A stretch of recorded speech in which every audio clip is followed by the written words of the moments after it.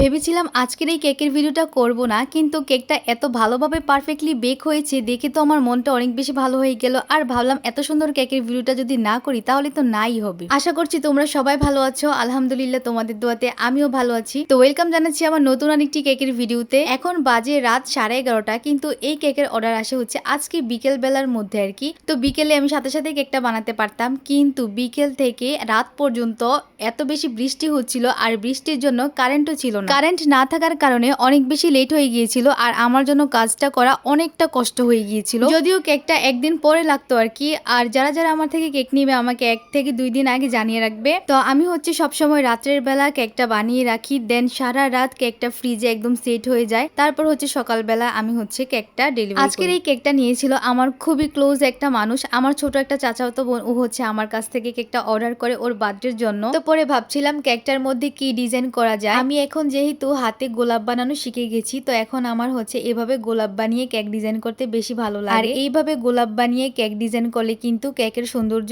অনেক বেশি বেড়ে যায়। তারপর আমি একটা স্টার নোজেলের সাহায্যে উপরে আর নিচে হচ্ছে বর্ডার টেনে দেই। আর যেহেতু রাতের বেলা আমি বেশিরভাগ কেক বানাই, তো কেকের ডিজাইন গুলা কিন্তু ভালোভাবে পরিষ্কার ভাবে আর কি ফুটে ওঠে না। তো দিনের আলোর মধ্যে কেকের ডিজাইনটা সম্পূর্ণভাবে বোঝা যায়। তো গাইস, এই ছিল আমার আজকের কেকের ফাইনাল লুক। কালার কম্বিনেশনটা তোমাদের কাছে কেমন লেগেছে অবশ্যই কমেন্ট করে জানাবে। আর তোমাদের সাথে দেখা হবে আমার পরের আরেকটা কোনো কেকের ভিডিওতে। আল্লাহ হাফেজ সবাইকে।